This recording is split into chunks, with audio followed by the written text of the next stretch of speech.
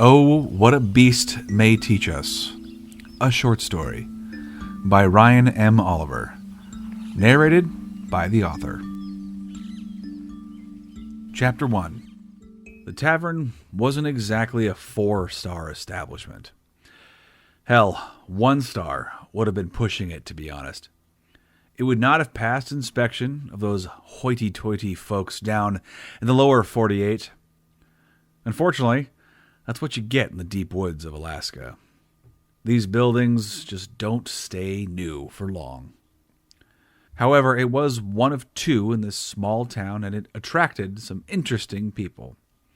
Usually, not the most proper, but you could always be guaranteed a laugh or two. Anyone who was old enough and had a strong enough liver came into this malodorous atrocity. Those are my words. A few patrons have called the Old and Dingy Tavern a cold place to warm up from the snow and blistering winds. Although the name did not inspire great confidence for newcomers or travelers passing by onto somewhere more interesting. To be honest, we kind of liked it that way. Us folks who live off-grid enjoy our solitude. Immediately, the first sense that is triggered as you enter our town's favorite watering hole was the smell. The odor of spoiled beer and stale tobacco filled the air, making its impression on the furniture and walls. Over time, it turned anything worthwhile inside into a rusty brown color. The chairs all have pieces missing. Some chairs only have 3 of their original legs. Others, no back to them. This created an entertaining sight when the old-timer alcoholics came in from the woods and mines. You can't go a night without having some loud, inebriated gentleman, if you can call them that, fall face first onto the floor, which, of course, was followed by a cacophony of laughter from the flock of intoxicated idiots. Miraculously, there were people not persuaded by the drink. A select few whose destinies sidestepped the foolhardy drunk motif. I know, surprising coming from a place out in the middle of nowhere. Of these few sober individuals included a rather tall woman named Eloise. Eloise was a local nurse. Unfortunately, her usual patients are those who'd like to get to know her on a deeper level. However, she is not one to put up with such brash and disrespectful sorts. "Come on, Elle," whined the hardened man, one eye looking up and the other down towards features he found intriguing. "I think we'd have fun. Let me show you a good time," he slurred. "Not a chance, Ed," said Eloise bluntly as she forcibly wrapped the man's bleeding forearm with gauze and a clean dressing. "Plus, I don't think your wife cares much of you talking to me like that. Do you?" "What she doesn't know won't kill her," said Ed with a confidence only a drunk could muster. "I'm less worried about her and more worried about having to stitch you up after your bloated carcass is dropped half dead on my stoop," Eloise stated. "That only happened 1 time. "And the next time it happens, Ed, not only will I finish you off, because you know I can, I'll help your wife hide the body." Ed went silent.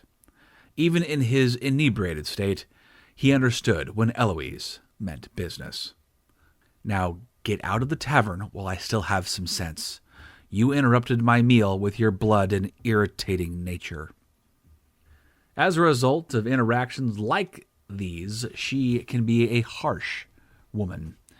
She had no qualms with injecting some of her more aggressive, touchy-feely patients with a large heel-like object into their groin. She often told the story about when she began her schooling. A large, middle-aged man tried to elicit her services, and not the kind that involved medicine. She answered his call by breaking his jaw in 2 places and partially fracturing a few bones in his right leg. Let's just say that after their very physical conversation, only the very inept ever asked for anything but bandages ever again. Another individual who has surpassed the temptation to join the masses in their alcoholic escapades is one named Jonathan. John is the resident handyman. He, like Eloise, is not one that will tolerate the average native for long. However, the trait he utilizes the most are stories of his travels, stories of traversing the country, meeting new and interesting people, eating delicacies, and reading numerous books along the way. Those tales made him a popular character among the few children in town. His tales were golden threads of yarn among the basket of pale hues to the youngsters. "Mr. John!" shouted a group of youngsters across the muddy street. "Hey, kids!" John shouted back, looking over his shoulder. He placed his screwdriver and snippers down on the table. "Fixing the lights again?" asked one young boy. "Yes, indeed. The thin insulation doesn't do so well in the cold, so a replacement was in order," John said with a grin. "What can I do for you, kids?" "Can you tell us a story?" "Yeah, one we've never heard before." "Oh boy, that may be a challenge. I've told you most of my stories." The air filled with pleads and exaggerated fat bottom lips of the young groups of spectators. Some even went as far as to drop to their knees as if praying to the Lord himself. All right, John caved. He could never pass down a chance to regale the youngsters with a good story. "There I was, atop the biggest mountain in the state. One ski on my foot and the other in my hand. It had broken into 2 pieces, and the only way to get down the slopes was to ride the white powder to the bottom. So I jerry-rigged my broken ski together with a little bit of baling wire and electrical tape. It resembled wet noodles more than a ski, but I made do. As I began my steady journey down the hill, the earth shook. Avalanche! Some of the locals didn't believe all of John's stories, but by golly gee whiz, the kids loved them. Hell, most of the adults did too. It was one of the few true bouts of entertainment we had in our small town. Finally, there's me, Connor. I am unfortunately the owner, bartender, and drunkard wrangler of the Old and Dingy Tavern. Don't judge me too harshly. I am the new owner of the bar, recently purchased. I have plans. One of them is to rename the joint and toss out all the useless furniture. We're going to have a huge bonfire. Maybe some of the drunks will help. On second thought, some of them are full of that flammable concoction. The heat may get a little out of hand. Anyways, I'm rambling. I have lived here in this pathetically tiny town almost half my life. Thankfully, I've not always been a barkeep. I was lucky enough to find some time and enough money to travel in my youth. Doing so allowed me to pursue my passions and gratefully gained some appreciation for the simple life outside of fancy parties and accolades. It has been many years since I returned home, where I was meant to live out my days. In my youth, I was a hunter, an overzealous one, in need of a valuable lesson. I am fortunately still young enough that I can remember my time as a huntsman overseas. I remember the many wild, exotic, and mysterious creatures I have taken down with my rifle. To this day, I have their furs and heads as trophies of my successful hunts, proudly displayed in my less than opulent establishment. Yet there was one beast I do not hold in my collection: the tiger. Chapter 2. I remember the hunt like it was yesterday. "Welcome to Russia," said a man in a thick accent. I stuck out my hand for a firm handshake. "Thank you. Happy to be here. What is your name, good sir?" "Alexei," he stated. "Pleased to meet you, Alexei. I am Connor Gable," I said gallantly. I found it challenging to remove myself from my rich upbringings, where manners were king and money was emperor. "So, when do we leave?" "First light." His short answers and lack of the use of sir irked me. I was important, goddammit. "Excellent," was all I could muster, standing next to this stern, no-fluff man. "Have you and yours been paid yet?" "Not in full." "Why not?" "My boss says we only get paid if you come back with tiger head." His broken English was showing, and I found it rather charming. It made me soften to the man. Odd. Less paper trail. Pardon? You know this is illegal, yes? Poaching tigers. There are not many left in the wild. I am no poacher, I announced. I am a decorated hunter. Alexei scoffed. And the cat you hunt is a vegetarian. I dismissed his statement and prepared for the next day's adventure. I was going to get that damn animal, no matter what. It was a wet day by Baikal Lake. My hunting partner, James, Alexei, and I set off early in the morning to find the one animal that had eluded me, the tiger. Particularly the Siberian tiger. It is the largest of its kind. Its pelt and head would make an excellent trophy to end my hunting career. Russia would be my last exotic hunting trip of my life, and I was hell-bent to make it count. We began the day with a grueling hike into the thick woods. The trees were enormous, trunks 6 men wide and hundreds of feet tall in some places. The ground was frigid and wet from the night's rain. The leaves and branches dripped droplets, berating us as we trekked silently through the thick brush. As we inched our way up the hills, we made it to a clearing that gave us a grand view of the vast landscape. The lake's calm waters reflected the blue sky. Thick white clouds had begun to separate, allowing golden, translucent rays of sunshine to beam eloquently on the land. It was as if the heavens were kissing the ground softly, as a mother would a child. Continuing our journey through the hills and the lush brush, we came across a small overlay of low branches that we engineered into a platform for us to wait for the elusive striped ruler to show his face. With the morning still young, my partner and I ate a meal of bread and dried meat. As time went on, my eagerness drained from my body. I became numb to the anticipation and anxiety as I lied in waiting for hours upon hours. Fixed in the prone position, my rifle in hand, awaiting the elusive creature, I pondered on the chances of seeing the beast. I couldn't help but think of the many hunters who would be envious of my triumph if I succeeded. My accomplishment would mean elevating my status within the hunting community, reaching my goal of becoming a member of an exclusive club of trophy hunters who have taken down every apex predator on the planet. The day continued, and still no monstrous feline entered my crosshairs. I would have waited for 3 days, more if I had to. As the day's light began to fade, I looked up into my scope to scan for movement. At that point, I was aiming to shoot at anything, deer, large birds, I didn't care. I wanted something to help alleviate the boredom that had settled into my bones. God, this is grueling. Patience, said Alexei. Isn't there a way to lure one out? Asked James. With food or something? To the tiger, we are food. If you like to volunteer yourself as bait, be my guest. I get paid if you land a tiger. The means in which we catch one matters not. James went pale. I see.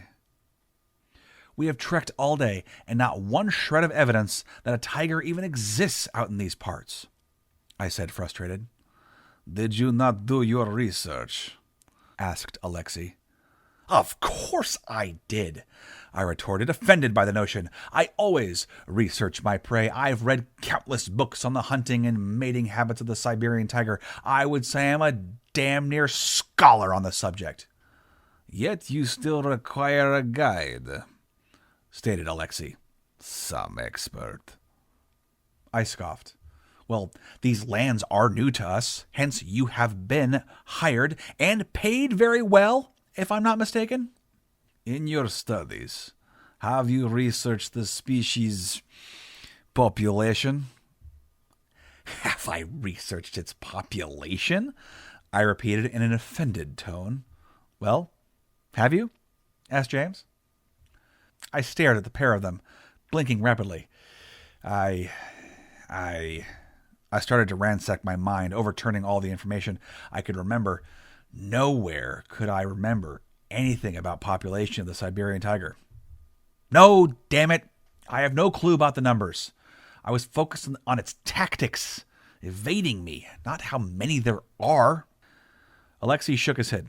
Stupid Americans. I had that one coming. James stayed silent to his statement, too. The reason we have not seen any so far is because there are not many left alive. The animals have been hunted and poached for generations. As you know, it is a prized creature. The mothers only give birth to a couple of kittens with every birth. Infrequent at best, and most of the time, one or maybe two cubs make it to adulthood, leaving the population at an estimated total 600 wild tigers living in Russia. 600? Announced James, louder than he intended. I stayed silent for a moment. I never realized how close to extinction they were. Scientists say that at this pace, the animal will be gone forever in a matter of a generation or two. Hence why it is so expensive to poach one.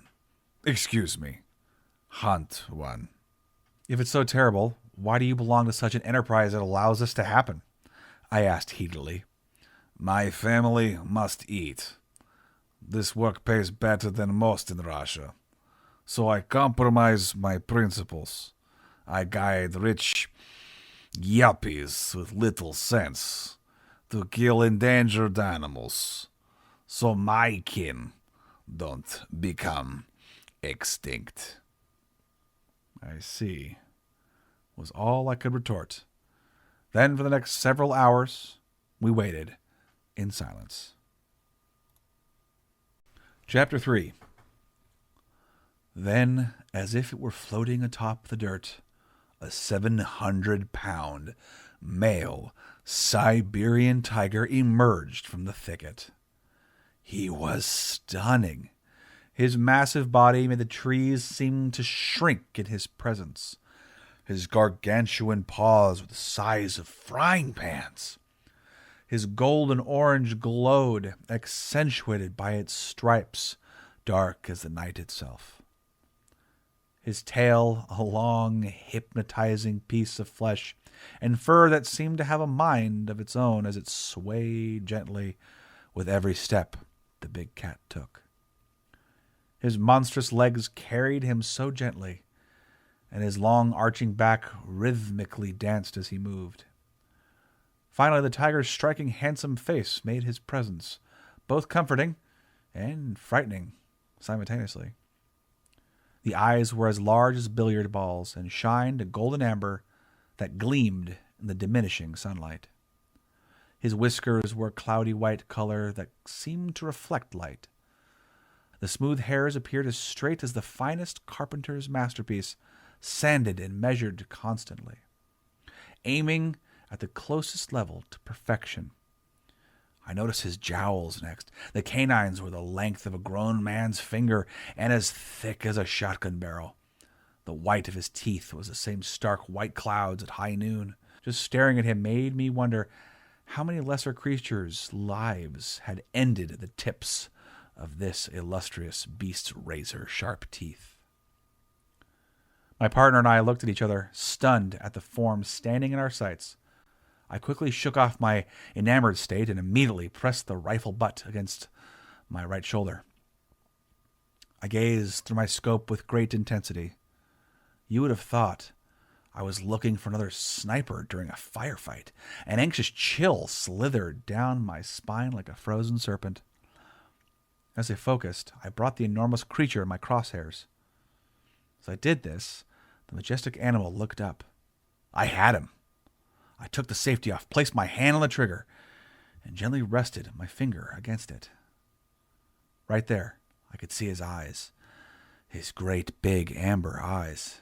They were beautiful, full of intensity, age, and wisdom. This tiger had been through a great deal, enduring all life's obstacles. Looking closer at the beast, I noticed details that were invisible to his presence initially. I noticed numerous scars from violent altercations with other tigers. Curiously, the most intriguing of these marks was a small bullet-sized scar angled off from his eye. This cat had been shot at before. "Shoot!" whispered James. "What are you waiting for?" "Blast it! Give me a moment," I responded. "Don't tell me you've lost your nerve," said James, his quiet speech evolving into a throaty whisper. I hesitate, continuing to marvel at the beast. I watched as its muscles rippled as it moved, pushing and pulling at its fur like liquid pools of orange, black, and white. The beast bared its teeth at nothing. Perhaps it could sense me. Maybe it knew its life was in danger. "Come on," said Alexei. "I can't get paid unless you kill the beast." Then I began to think. This aged feline had been through several trials, including almost being killed by a hunter such as myself. What right did I have to take the life of such a majestic creature? Yet as I peered down the barrel of my rifle, I was encouraged by my partner to shoot, to make the kill, to take what we had set out to claim. Oddly enough, as I looked at this creature, I saw myself in the coming years. I saw the scars left behind from a hard youth, a weary old beast just trying to stay ahead of life, making the best out of declining situations. I saw myself growing old and being alone like this big cat, no one to share life's treasures and stories, no one to teach, no one to grow old with. I realized at that moment that I could not take this precious animal from the face of the earth. So I did the next best thing. Still being pestered by my partner to take the shot, I pulled the trigger several feet higher from where the big cat stood. The loud burst rattled through the valley, a crack eliminating the silence. By the time I lifted my head from my scope, the big cat had vanished into the thick woods of Lake Baikal, hopefully to never again be seen by any other hunters, left alone to live out his days in peace. Chapter 4. Connor finished telling his story. He looked up to see his children, John and Eloise, intently listening to their father's story inside of their small, drab establishment. So, feeling bad for wasting poor Alexei's time, I paid him double what we promised him. Under the table, of course. His employer didn't need to know. Then there was James. After that trip, we never spoke. He was too mad at me for not taking the shot. On that trip, I was humbled. I'd never been spoken to by how Alexei did. No one had ever spoken to me like that before. Then seeing that animal changed me. Right then and there.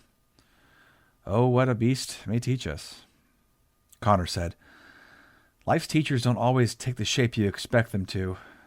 Without that experience in Russia hunting that tiger, I sincerely doubt either of you would be here right now.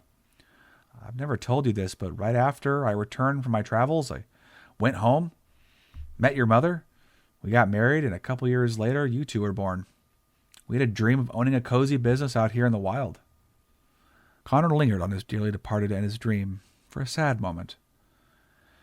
I told myself that once you two were old enough, I would tell you that story. The encounter with something so fierce and beautiful, to engage with a beast who had been through all sorts of trials and tribulations, to make it as far as it had. I just couldn't end his story there. I realized the value of his life was more than just a spot on the wall in my hall of trophies. I hated the idea of it being gawked at by passers-by who would only see a stuffed head, not knowing the true power and ferocity of the animal itself. Hopefully, it'll make you realize that life is not just about pursuing passions, but valuing life and sharing those passions with loved ones, to pass those lessons to those younger than yourselves. "Wow, Dad," said John. "Yeah, Dad, I had no idea. I mean, we both knew you hunted. You've never kept that a secret. Mom never even told us about Russia." I told her I would tell you all my hunting stories one day, but this one was special, so I saved it for the last. Seeing as you two are moving on soon, leaving our little town and me to begin new lives, I wanted to pass on one more lesson to you both. Oh, Dad, we're not leaving forever, said John. His eyes suddenly grew sad. You know we'll come visit, said Eloise, and there is a good chance we will bring company with us. Connor smiled. Yes, more family to meet and watch grow up. His grown children smiled at him kindly. They embraced their father, said see you tomorrow to their dear old dad, and made their way back to their respective homes for the night. Connor was pleased with how his children turned out. They hadn't become drunkards like most people from this town in the small podunk region of Alaska. They had become productive members in society, even though those who lived here sometimes didn't value their talents and contributions.